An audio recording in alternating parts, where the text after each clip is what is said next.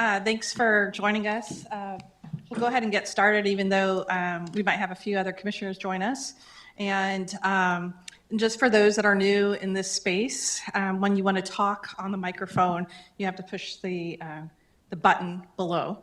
And I was kind of hoping Mayor would be here to welcome us all, but I don't know, Commissioner Kolpak, if you'd like, as our liaison commissioner, to just kick us off, and we'll do a round of introductions.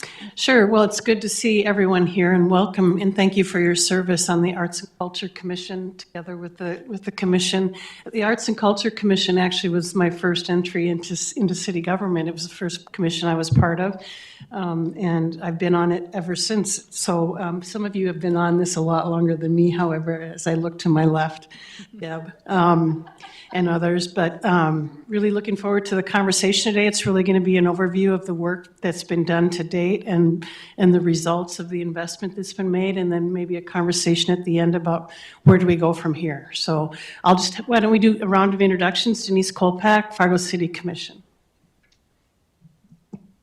Hi, I'm Deb Williams, Arts and Culture Commission. I'm the long-term member that Denise was referring to. Been on the commission since the beginning, also past chair. Tracy Wavatney, Art and Culture Commission and Horseman Area Neighborhood Association.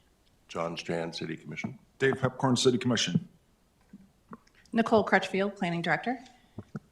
Good morning, Commissioners. I'm Tori Benders. I'm on the Arts and Culture Commission, first year, so still learning.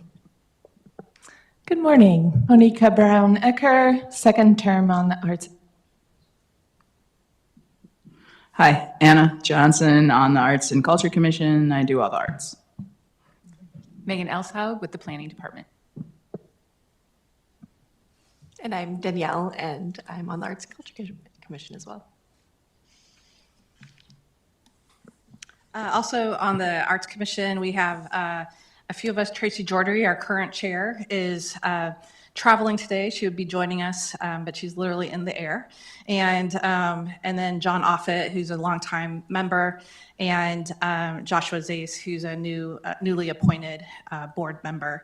And so, yeah, we're excited about this joint board, City Commission and Arts Commission meeting. We've been talking about it for a long time, and we've hit an important milestone, 10 years of the Arts and Culture Commission being appointed and in process. So we have about maybe 15 minutes of presentations, and we'd like to open it up for dialogue and discussion. We did invite a few of our other arts organizations, the Arts Partnership, the FM Community Visitors Bureau, and just to kind of talk about arts and culture in our community at large as well. So when Commissioner Kolpak, our former board member turned city commissioner turned liaison, she asked us to look at trying to develop a study or analysis of our public art master plan and the results since the Go 2030 adoption. So for those that might not know the quick history of the Arts and Culture Commission, in 2011, the city adopted its comprehensive plan of Go 2030. And in that comprehensive plan, through significant public engagement and outreach, the beautification and public art investment was asked for, and one of the top 3 or 4 priorities listed, right up there with flood protection. And so with that, the recommendation in the Go 2030 plan was an Arts and Culture Commission. We engaged in a quick analysis and study with our arts leaders in our community, and the short story is the Arts and Culture Commission was born. And with that work, it is set by ordinance. We have requests to have downtown representation, neighborhood representation, artist representation, and at-large members by ordinance. It does sit within the Land Development Code, which is a little unique. And when we do the Land Development Code rewrite, we will probably be looking at that actually ordinance itself with the Land Development Code. When we started out to look at the analysis of our work, it took us a while to figure out exactly how we want to do that, but we ended up hiring Reach Partners. Reach Partners has helped us. Rachel Asselson and Anita Hoffarth has helped us with some other board and commission work, as well as Rachel Asselson particularly was very helpful in the Fargo project with us and some project management when our key artist passed away as part of during the Fargo project work.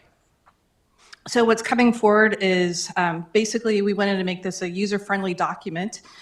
This will be coming in front of the Arts and Culture Commission, looking for an adoption and support, and it'll be therefore then forwarded to the City Commission for receive and file and support. And so what's coming is basically infographics and some data analysis that we will walk through. And then we're open to questions along the way, or we can save those till the end as well. We also kind of a shout out to Tracy Wolvatney and Monica Brown-Ecker, who helped us in some more focused case study work as we did this. So I wouldn't be remiss to say, to start out first, why are we here? Why do we exist as part of arts and culture in our community?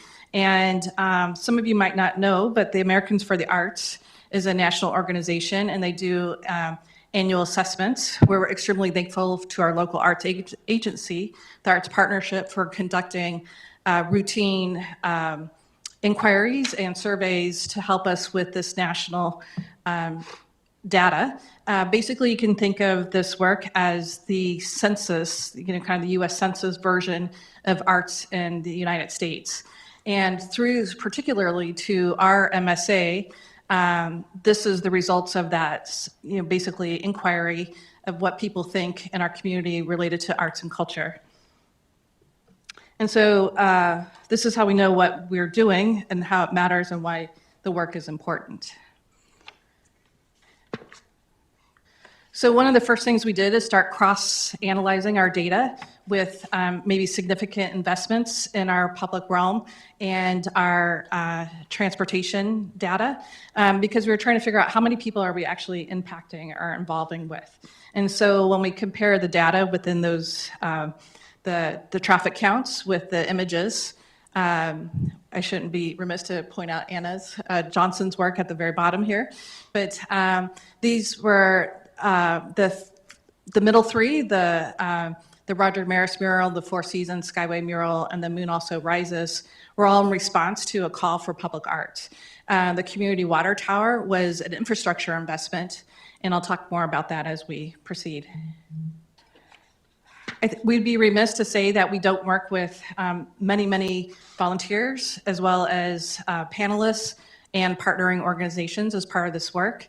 Every time we do a call for public art, we have a very tight selection process, if you will. The board members themselves don't sit on the selection process. We try to keep arm's length and follow best practices. And so we work with experts who have submitted their names that they'd be interested in participating. And then we conduct, just like you would for our commissioners, requests for proposals or RFP process. Except for we lean on the community experts. They could be faculty at the universities, they could be CEOs and arts leaders and nonprofits. And on occasion, I know the Arts Partnership has offered to lead a couple of these when we've been short on staff. We've hired them to help us with some of this work as well. So we're going to highlight not all the slides that are in the ROI or the analysis of impact, but some of our favorite slides in terms of kind of curious points, if you will. And so many people don't understand where the money for our public art program has come from. And we've categorized that into capital funds, grants and foundations, as well as actual general fund dollars, which are the public arts funds. And of those, you'll see at the bottom, the direct artist stipends related to that work. The capital funds, you can imagine the 64th Avenue Bridge or the water tower, those source of funds for those projects came from other grants or other infrastructure projects, and just a small portion of that was spent on including artist work as part of that. The grants and foundations was a combination of the National Endowment for the Arts, Arts for America, and the Kresge Foundation. when we talk about the types of art, so this is probably our number one question that we receive from the community is how do arts engage, how do we get a project? How would you do a project? And they come in myriad different ways, but some come from a specific grant that, so we started, some of you might know the Fargo project and through the National Endowment. That actually started pre-Go 2030,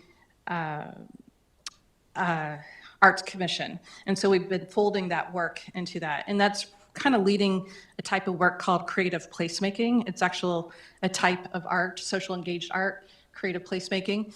And some of them have come from community requested projects. Some are the actual calls that we do. Some are capital arts where the infrastructure, and some is that public. We have one in terms of public-private partnership, and that's the sandbag sculpture across the street over here at the where that came from, the Lions Club, and its donation and work. And so if we think about goals and strategies, do we want more of one type or less of one type? Or how does staff support those types of art projects? And so we have some ideas on that. As we look at the types of calls for public arts, we've basically, we are running a track record of about once every 2 years, and the pandemic interrupted that flow a bit, and we've had to reevaluate a little bit. So this is what I would call, in our general fund, we have set aside money that is used for actually doing stipends for artists as part of a call for public art. And in 2019, we got a big push, if you see, between, because one of our goals was like, how do we get more outreach? How do we get more engagement? And then how do we connect this work with the other strategies that the city of Fargo is working on, such as the Core Neighborhoods Plan or other community interest projects? And so how do we get more bang for our buck, if you will? And so it just so happens we received a Kresge Foundation grant. It was the third installment of implementing the next phase of the Fargo project.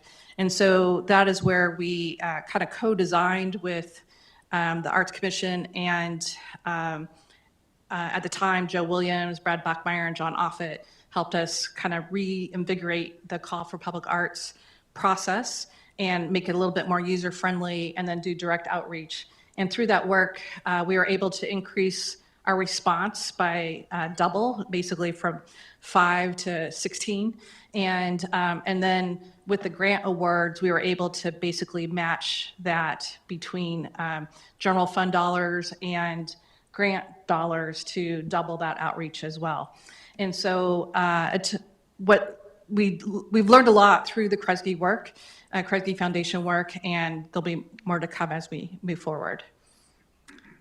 So we have also categorized our types of public art projects, and everything from temporary performing arts to mural to sculptures to infrastructure and utility box wraps. And so on the day-to-day, you might see, just to kind of steal a line, kind of neighborhood interventions. That's what we see the utility box wraps being, or neighborhood toolkits. And probably the best one or the most difficult one was with the school, working with the Fargo School District, working with Sharon Ide at the time with the public school district, working with students to create a combination of art installations and get those wrapped. And so it's a super meaningful project. I will say the staff load on that project was quite high. And so when we talk about the meaning and how you quantify that with staff load, we're still trying to figure out how best to do that. But a little bit on those points. And then this is probably the last of my favorite slides, is when I think about what the city of Fargo is really great at, is how do we integrate with our other departments? And so as part of Call for Public Arts, as well as other ideas, other departments have initialized or initiated their own art projects through us. And so Megan and I serve on, in their work as how do you work with artists? How do you find an artist? How do you do this work? That was where the planning department helped supported the other departments in implementing their projects.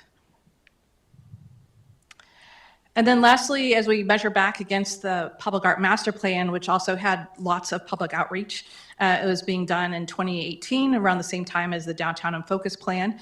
And the community said these were the themes that resonated with them most. How do we make sure we're not anywhere USA? What is unique about Fargo and our region? And these themes were the most. So you can see those themes integrate into things like the panels for the City Hall, and the art call for that, and in other avenues as well.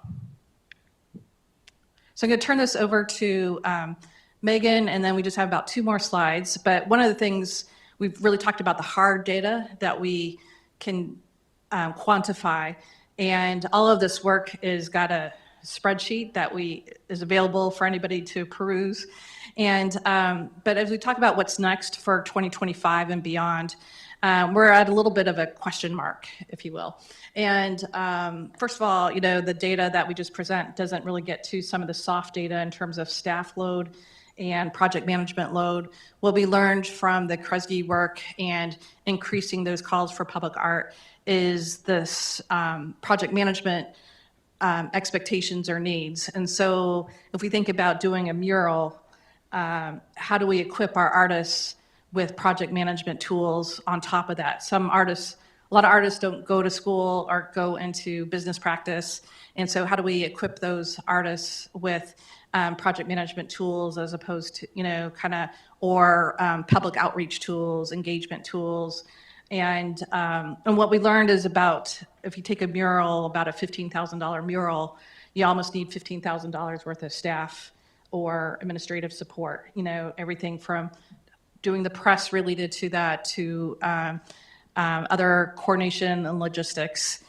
Also, as we move forward, the bike racks are there and Ironman there are projects where we've had heavy staff investment when it comes to maintenance and management. And so for those wanting to know where the current bike racks are, they're in storage because they keep getting hit and or rusted, and the original artist isn't quite available to fix them. And so then what? And so that goes back to policy and procedures and working with our Public Works office and other departments. So we also, just like any good facility management, have an asset management report. We finally got an appraisal, and asset management had to bring in an expert from Minneapolis to do that.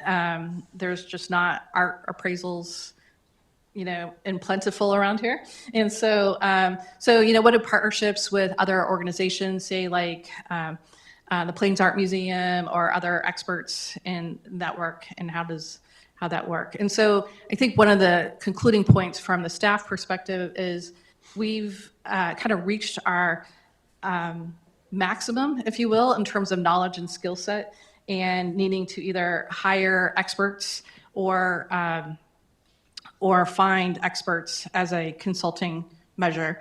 Megan and I are the 2 staff members that support, as well as Miranda or Emily in terms of office management.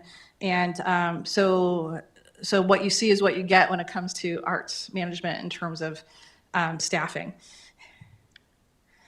One last part of the ROI is we did 5 case studies on how we could learn more and to learn more from the artists. And so I'm going to turn it over to Megan we just have one that we're going to highlight, which is probably, I'll just say unbiasedly, our favorite. And so we'll move forward. Yeah, so up on your screen before we jump into that one, the other 4 case studies are up there. So Anna was mentioned previously, and you've heard a little bit about the 64th Avenue Bridge project, the Juneteenth celebration, and the Four Seasons mural that's over the pedestrian skyway over Broadway. So there's a lot more information. If there's questions on any of those, we can certainly talk more about those. But this is Dan Keck's Believe in Us project. It's part of a larger worldwide project, actually, called Inside Out. This is one where what his project is took portraits of students and staff at Madison Elementary and displayed them on the school for a number of days. And what's really exciting about that is it's so much more than just those portraits. There was so much that went into this project. Dan was part of and worked with the school in the Madison neighborhood for a number of years. And so he had already built up those relationships. And so what he was able to do is working with the school and work within their programming and kind of shaped that project and really featured the students and the teachers at that school. There was a lot of coordination, and so you can see that with his statement up here. It just speaks to the fact that he's in the neighborhood and has been doing work in the neighborhood and has built up those relationships, and that's one really important aspect of having those relationships and building upon what's already there, rather than just kind of coming in and creating something for people. So there's some takeaways, and I know Nicole will talk about it in a little bit more detail, but we learned a lot from this project, and as Nicole has stated, and we've also taken what we've learned as part of this project. And so there's some takeaways here as an outcome of that coordination with Dan Keck, but we've talked a little bit about those relationships, having the community be engaged, co-creating together. When the project was complete and there was an unveiling, there was a community celebration. So there was coordination with community groups that are also anchors within the neighborhood. There was food. There was just a big celebration to make that project even more meaningful. So I think we're here to, I don't know, Tracy or Monika, I kind of took all of the presentation part, but if you had some points you wanted to make, or we can open it up for conversations. Did you want to say anything, Monika? Yes, I had the honor of participating in several of these conversations with the artists. And I just wanted to point out that when we marry that language of economy with what culture means to our city and the fact that it expresses what our society is and who we are, it's really important to remember that in addition to the community that it immediately serves, these art projects, they boosted local economy as well. All of the rentals that were needed of machinery, buying materials, using services, that is incredibly important in achieving any single public art project. So I just wanted to make sure that we remember that. Thank you. And from a process standpoint, it was fascinating for me to be part of this specific project, to take that look back at 10 years. It's not often that as any commissioner or any business, right, you get a chance to kind of say, what have we done? So it was really neat to, when they started bringing the information forward, to go, wow. And the things that stood out to me the most is that first page, that first infographic, the why, because Fargo's asked for it. So it was like, oh yeah, that's right. That's why we're doing this, because there's a need. And we've also shown that it's healthy. It's part of a healthy community, a healthy, mature community. And the other piece that was really interesting to me is kind of finding the gaps. Like you said, what do we do well? Where are we excelling and where are the gaps? I mean, that public-private partnership actually kind of surprised me. There's more of those out there. So you can't manage what you're not measuring. So it was really a great honor to be part of this process. Plus, as a new commission, I think that's wise to kind of put that stake in the ground, say where's the new benchmark. So I'm pretty excited for the next 10 years, and I was really, again, I'm honored to be part of this first 10 years. So thanks for allowing me to do that.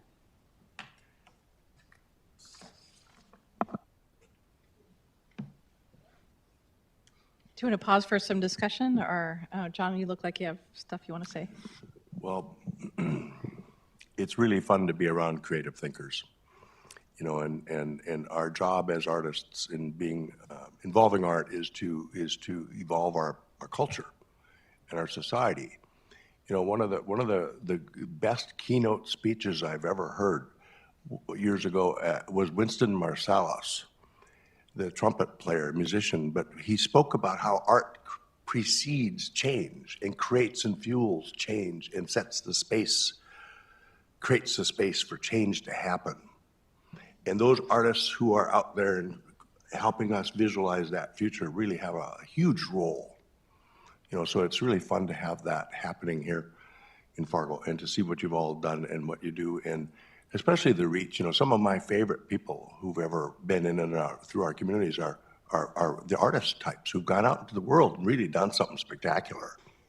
And I'd like to see us celebrate them too more through time, those who have roots here and have gone out there. And also it inspires others locally that they can do that too. And you don't have to always leave to be famous or good.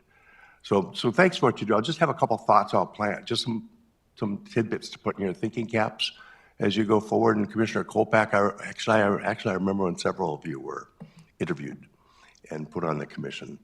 And I used to be on it, but it's some thoughts just going forward. I'd love to see us at some point when we could get a poet laureate program. You know, Minnesota, there's all kinds of examples. Sarah Kabrinsky from Fargo is, I think, the poet laureate in Richmond, California, for example. And what a role, what a role. You know, think of the inauguration and the poet that gave the speech when Obama was brought into the presidency, the poet, you know, that kind of stuff. So I'd love to see us someday maybe see if we could figure out a poet laureate program. Another thought, and I'm really glad Commissioner Pepcorn is here, because somehow if we could connect the left hand and the right hand and people together, if we could take the artist thinking creative approach to our community and incorporate with the incentives that we give developers and businesses to grow our community, if we can somehow incorporate public art into those incentives, I'd love to see us do that. So that there's reasons for developers and investors to, and we help them and thank them for going further in investment in art. So I'll leave it at that, but it's just really great to see, because what you do is tangible and lasts for generations, you know, so thanks for what you do. Commissioner, private investment is definitely something that we've talked about within our commission when we worked on this project. So thank you so much for sharing those ideas as well. We also think that it's very important and that public dollars work with private investment in creating that togetherness and that meaning. And I don't remember, maybe Nicole, you might remember in Indiana, the name of a city where there was a philanthropist whose public contribution to the community was to donate funds. So when people did work and developed an architectural plan, they had a pool of funding to help them step up their architecture. And they ended up getting a way more visibly architecturally beautiful community. You know, type stuff. There's just some good Columbus, examples Indiana. out there. Pardon me? Columbus, Indiana. Yeah, I'll add, appreciate all the comments. A couple of things for consideration for now. You mentioned that looking forward to the next 10 years. What will that look like? I certainly think there is opportunity from our public-private partnerships moving forward, especially the considerations for the 2026 budget and the realities that are going to be in front of our commission, and depending on what happens at the legislative session as well. You know, where are we going to go? So I think that conversation is going to be very important. Also, we've had a number of changes at the local art groups level recently in leadership. So, and we're going to be seeing maybe some new leadership even on the commission here itself in the future, next generation coming in now on this commission. So I think it's an important time to have the conversation about what are we going to look like and what do we want that value to be for the community, both from an art but also from our culture. I mean, we've been pretty visually arts heavy, but you know, to that real placemaking component, where do we go with our Project 2030 and the work we're going to do with the Land Development Code. The other point I'll make is we're also kicking off work now on all of our boards and commissions. So as part of that work, what is it going to look like, really defining the scope of the next generation of this commission moving forward, and the funding and the staffing support as part of that work. So I think it's a really good time to take a step back and really think about what do we want it to be? What does the staffing support look like? That's a real consideration. And then how do we expand on those grants and public-private funding partnership opportunities so that it's sustainable longer term? So I'm certainly looking forward to those conversations. I just want to reiterate what you were talking about, culture. We are the Arts and Culture Commission, and we are art heavy, and that I do think that we need to think about what that means culturally, what we want to do as a commission for culture. And that's all.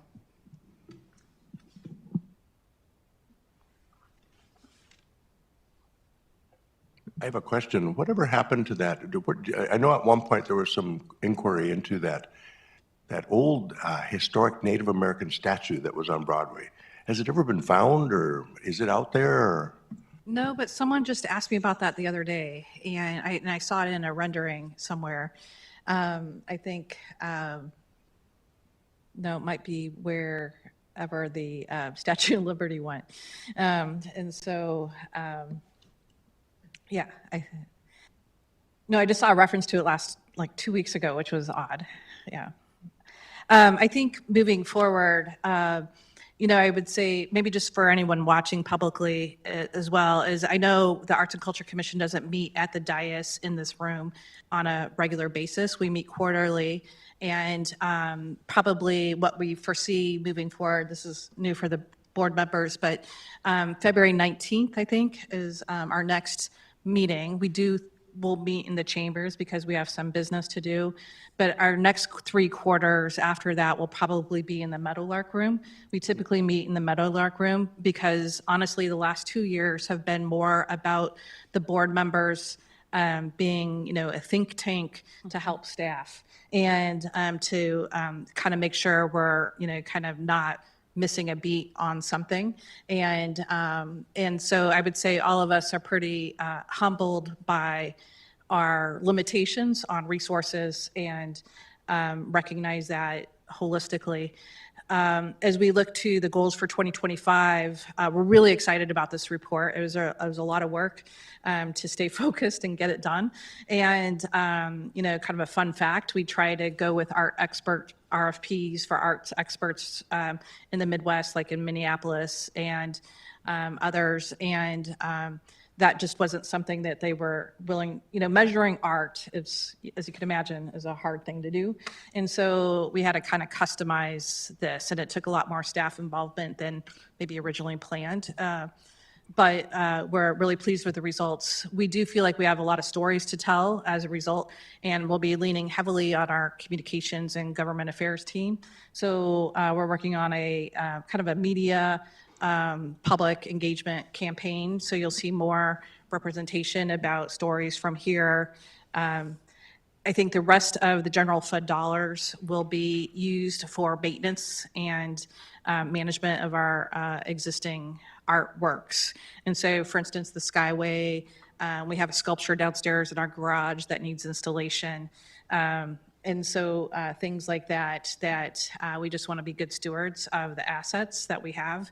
And so from a Megan and Nicole standpoint, we'll be spending most of our time in project management and maintaining our existing assets.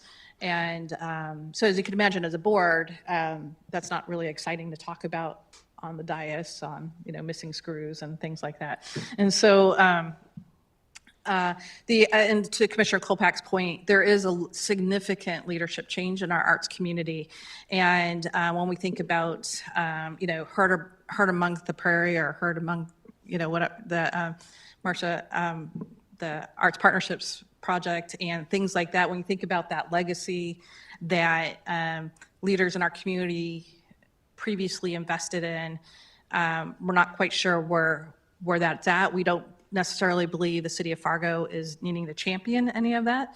And so just wanted to be clear on that. Our work is really about what's unique in community creative placemaking. And so I think it took us a good 5 years to even figure out what is the city of Fargo's place in the arts community as part of a local government agency. Future operational goals, I'll just say, I'm not sure how the sustainability of this being in the planning department. And we've kind of maxed out, as I mentioned, our knowledge expertise.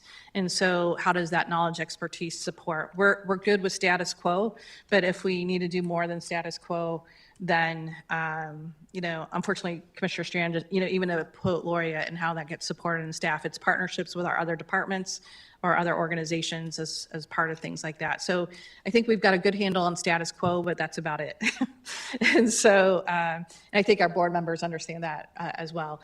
And and then our learnings from the past decade, honestly, even to apply for a grant and to get that foundational support and that project management support, I think the other community needs in our community, like the land development code, housing crisis, things like that, require so much attention from our staff that, being able to work on things like utility box wraps with school districts is not where my expertise best lies. And so, so that's where also I'm, coming forward as part of this discussion as well, as we think about things for budget processing. Sorry, that's kind of a Debbie Downer way of looking at things. Turn off my notifications. Well, I'll just have a closing comment then on the importance of art in any community of differentiating. You made this point earlier, anywhere other than anywhere USA, right? We talked about that earlier, and so what is going to be special about Fargo? I can tell you that sitting on the Economic Development Board for 6 years in my past, one of the first things visitors coming to this community look at is art and culture and the impact in the community as a differentiator. And it's so important when we think across the state, we have a workforce shortage, across North Dakota. What makes our community unique? And hopefully our arts and culture will help us be unique and be a destination location for that reason. So there's a real economic impact to that as well. And I just probably stating the obvious there, but it's so important. What do you need from us? I'm just curious if you had your Money. John's magic wand question. If you had a magic wand, what would we deliver you? Money? Anna, that's true. That's a good answer. We really need the money. I mean, it's a joke, but really, I mean, our budget is like what Nicole's saying, is only enough for us to maintain what we have in existence. And I don't know how many times I go out into the community and everybody's like, when are we going to have another call for art? When are we going to, and we just don't have that money, and we know it. But that leaves us in a position of what do we do next? How do we find that funding? So it really is the biggest conversation we have. We also need money for a dedicated staff person to the art projects that is housed in the planning department. That person can search for funding and manage projects. And we would keep them very busy. They'd need therapy. Didn't we once fund a person in your department for a year, Nicole, to work on the Arts Commission? I'd say a half a person. Half a person? Yeah, half a person, and that is about as effective as that sounds. And I will say it's really, really hard. This is maybe to speak to the city commissioners. It's really hard to keep entry-level staff in a new program, right?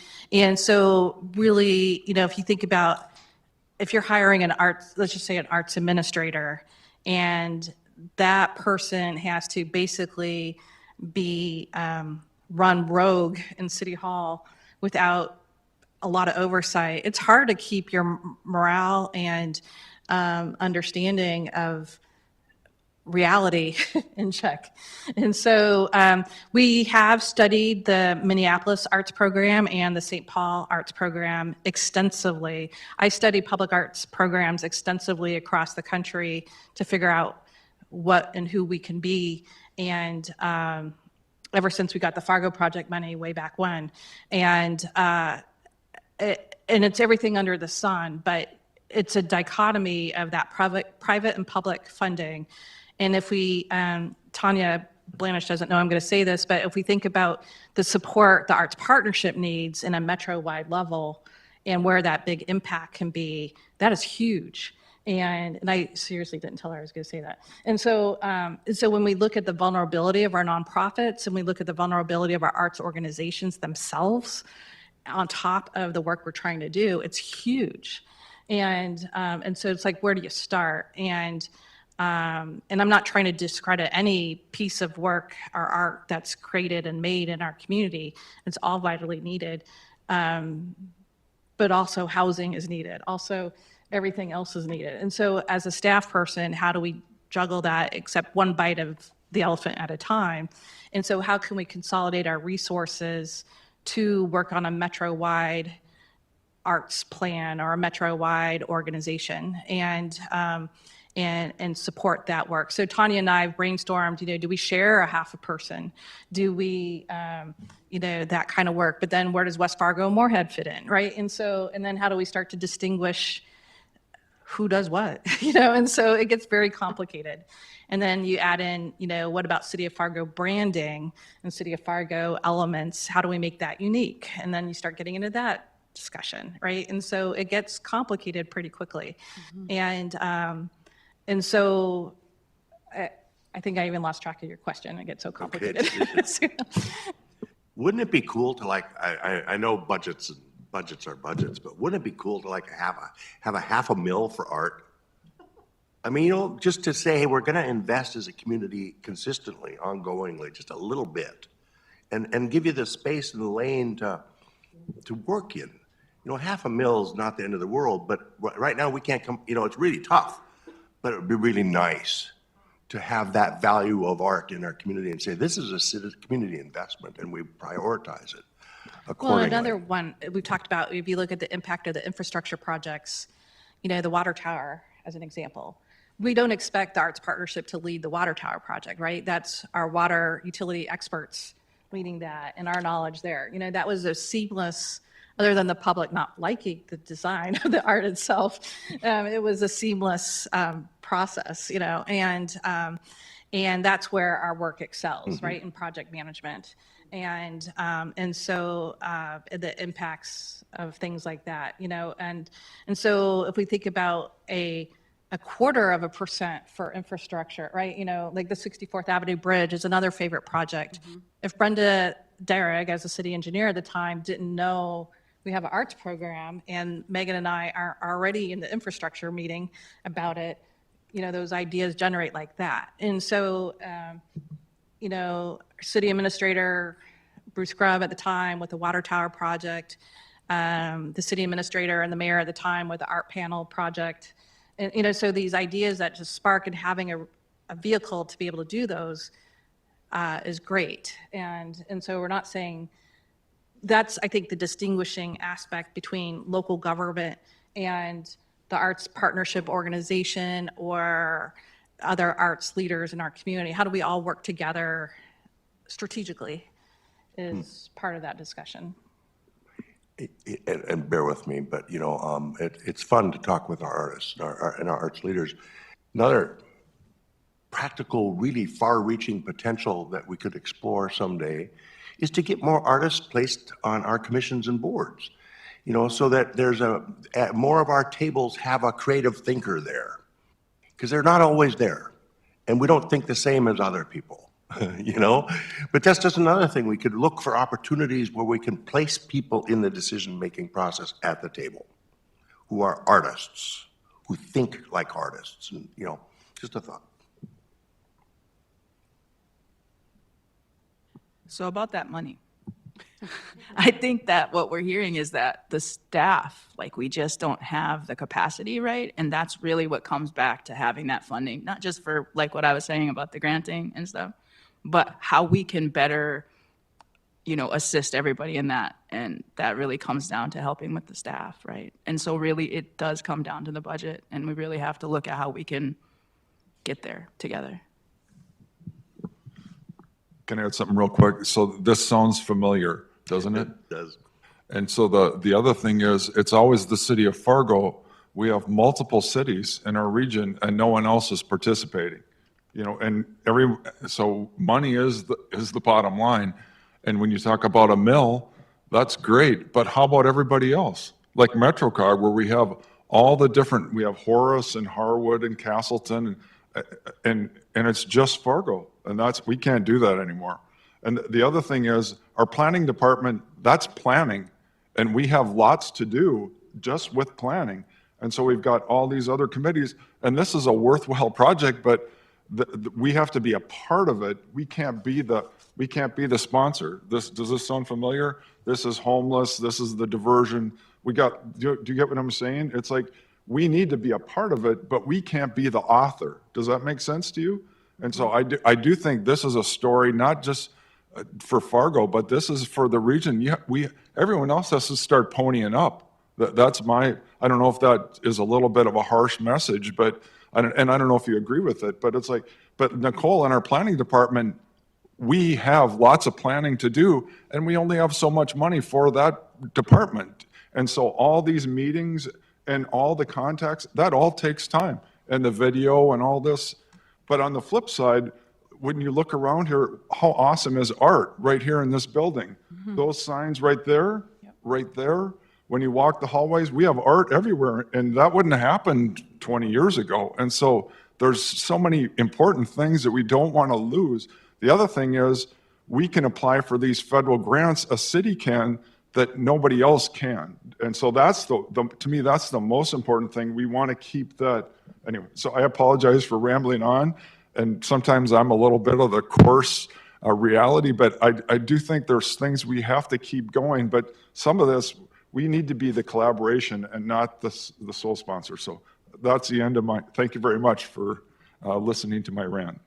No, Commissioner Pepcorn, I couldn't agree with you more. And that when we talk about what the future is going to look like, we do need to start thinking as a metro. And MetroCog is a good model.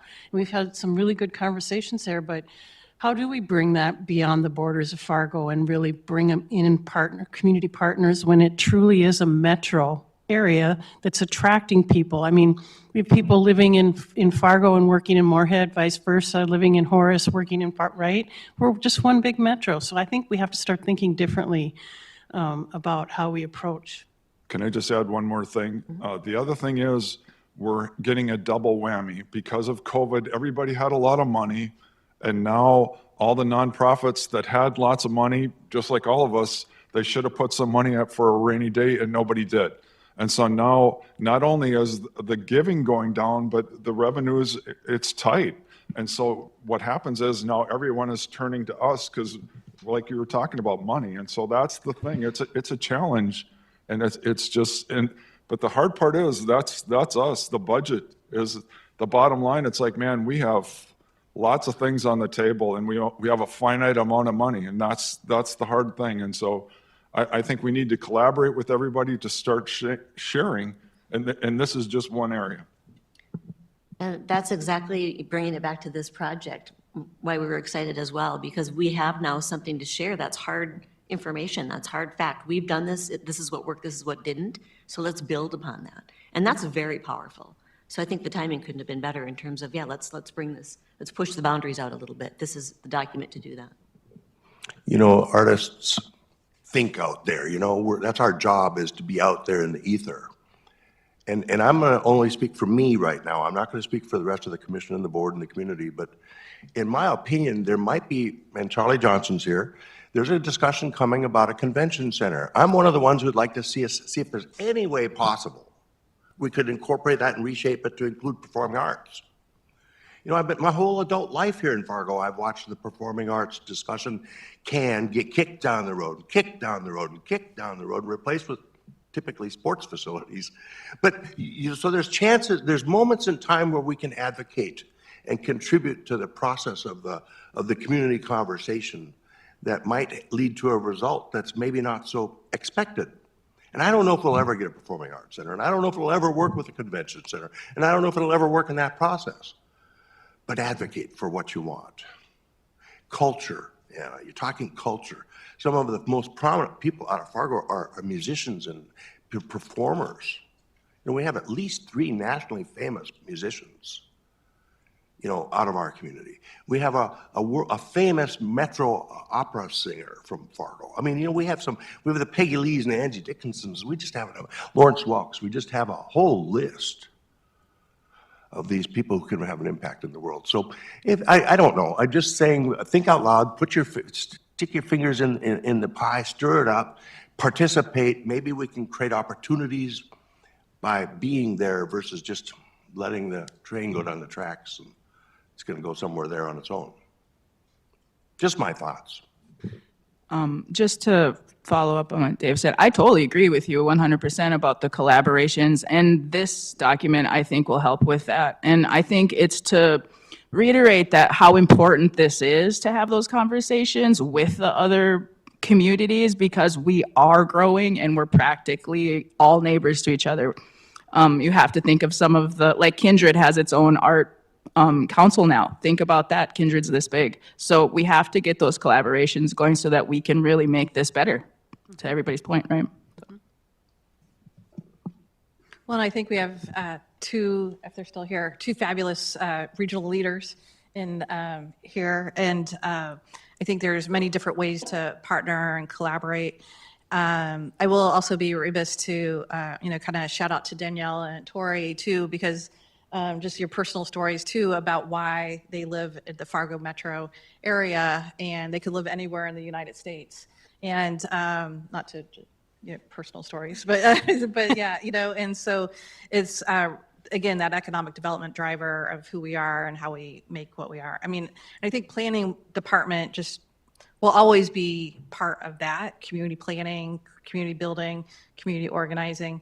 And it's really about, that larger strategy and understanding what we're specialists at and what other people can lead. And, our assistant director, Mark Williams, has helped me figure that out a bit. And also recognizing, otherwise I'll just be asking for staff every budget meeting. And so it's like, how do we, kind of manage what we have as well as tactically grow our scope of work. And we've learned a lot over the last 10 years. We'll continue to lead with those lessons. And thank you very much. And I don't know, Commissioner Colback, if you have any concluding things. Well, thank you all again for being here and for serving on the commission and for the work we've done so far. And let's see where we go from here.